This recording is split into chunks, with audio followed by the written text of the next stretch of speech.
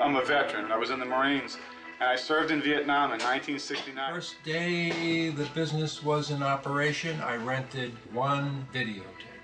It was La Dolce Vita. New Hampshire has the unique position of being a small state, and yet it has 4 of the major grand resort hotels still in operation in the whole United States. The transition from 4 Union Street to 247 Pembroke Street, you really appreciate once you're here, walking down the halls. Come to love the pace of life up here. The people are very honest and will do anything for you. Well, it's sundown in a sinkhole, it's sunrise up on a hill. The leaves are sleeping in Hades, bombing there, keeping very still. It's summer and winter haven, and the earth she's caving in. There's no water on the land, and it's all because of sin. Mary Owens lost her bedroom when the portraits all fell in. Gallagher kissed his yard goodbye, and it's all because of sin. No one must be told about this evening in the night. The memory of the landscape was lost with the morning light. And it's sundown in the sinkhole, it's sunrise up on the hill. The leaves are sleeping in Hades, falling there, keeping very still. It's summer and winter haven, and the earth she's caving in. There's no water on the land, and it's all because of sin.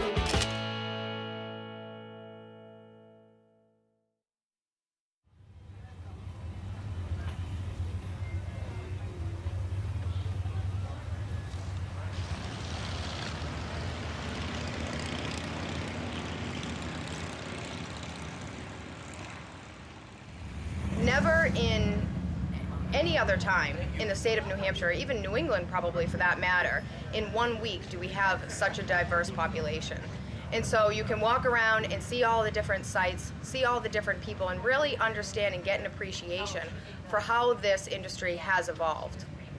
The Motorcycle Week Association began in 1991 when some area businesses really wanted to bring back Motorcycle Week, where prior to that, for a number of years, it had been just a weekend. They wanted to kind of capitalize on the business from what they were seeing in the 2 other national rallies, like Sturgis in Sturgis, South Dakota, and Daytona Bike Week in Florida. And we have visitors representing now from every state in the nation, as well as every province in Canada, and most countries in the world. So we're really excited to have that kind of collaboration from the state of New Hampshire, the city of Laconia, which of course is our gracious host, in order to welcome all these visitors into our beautiful state.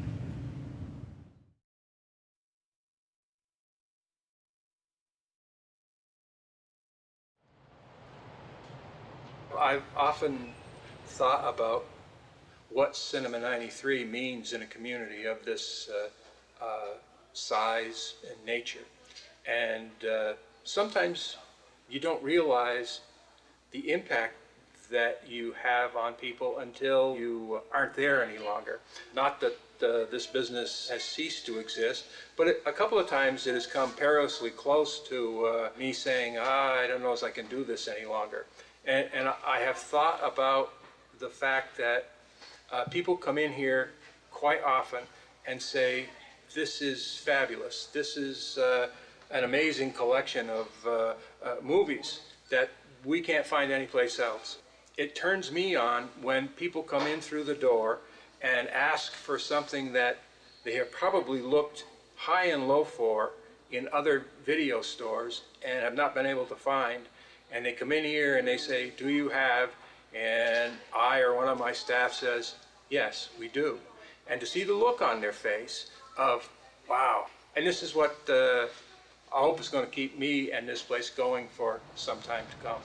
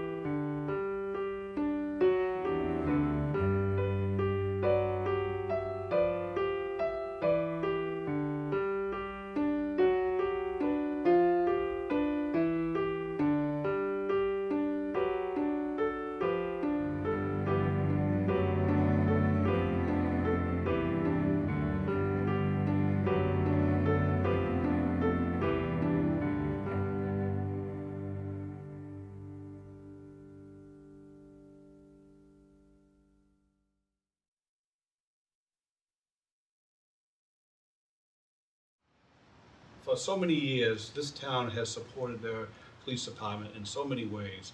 And again, they came through again and said, yes, we're gonna let you folks have a new station, a new home. And it's just such a great feeling knowing a community can come together like that for the police department. And they were able to deep dig in their pockets and say, yeah, we can't afford it, but we can't afford not to give it to you. We're just like kids on Christmas morning. And I felt 10 feet tall, I think, every time, and I still do. Every time I walk in that building, I feel so much gratitude towards the townspeople for giving that new home to us. And I don't know, we gave each other a hug. Everybody was giving hugs that day. It was just a great feeling.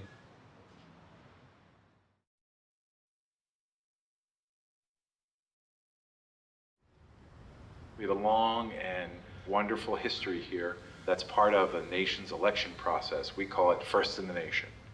Mr. Neil Tillotson, who purchased the hotel in 1954, was very much an advocate of the political system, and he believed strongly in the citizens' responsibility to voice their opinions about our government.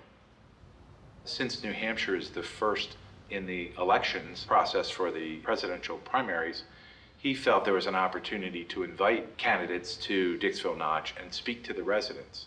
The residents number about 32, so all of them could fit in this room.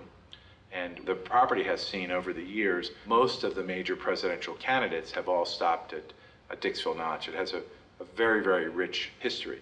One of the things that is interesting about the process is we're the first in the nation we're the first in the nation to report the results of the presidential election. At midnight on election day, all of the residents of Dixville Notch gather in this ballot room and vote.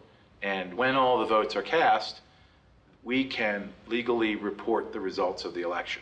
So shortly after midnight on election night, we report who won the presidential election in the United States. So we're the first in the nation to report those results. So it's really a very, very interesting tradition.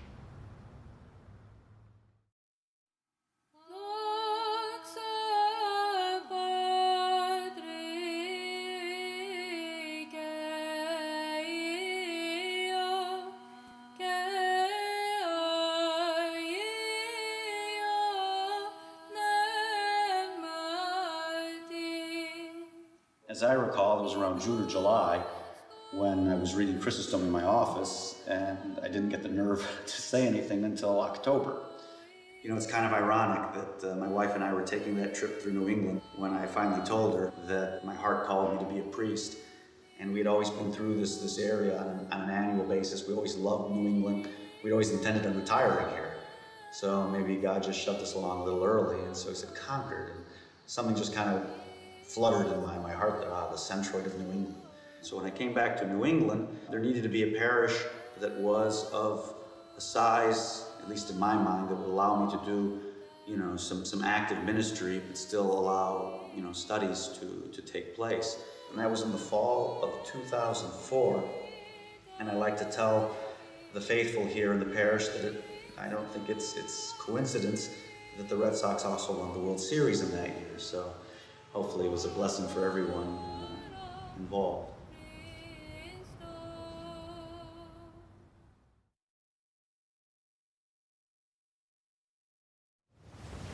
Good morning, thanks for calling Cinnamon Rainbow Surf Report.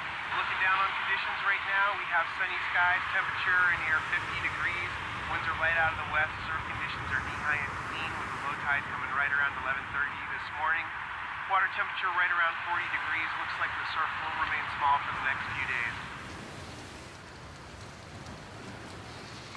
So Cinnamon Rainbows has always been about surf equipment, and to surf in New Hampshire you need obviously a lot of surfboards and wetsuits. The water here is real cold. The water temperature here ranges from maybe 70 degrees in the summer and goes down to about 32 degrees in the winter. There's plenty of times where there's snow on the ground, and it takes a pretty serious commitment to surf around here. There's plenty of time where I've been in the water surfing and come out of the water, and whatever hair is coming out of your hood is frozen. And those days, the people that are in the water are people that love surfing. It's a nice area to surf. A lot of people don't know that there's even coastline in New Hampshire, let alone good waves. The surf here does get really good. It's not as consistent as other places. It's definitely colder, but when it gets good as it gets as good as anywhere else, and it's a pretty special place to surf. A lot of people that grow up here travel, especially the young kids. They'll travel and experience other places, and then when they come back, you realize and appreciate how good you have it.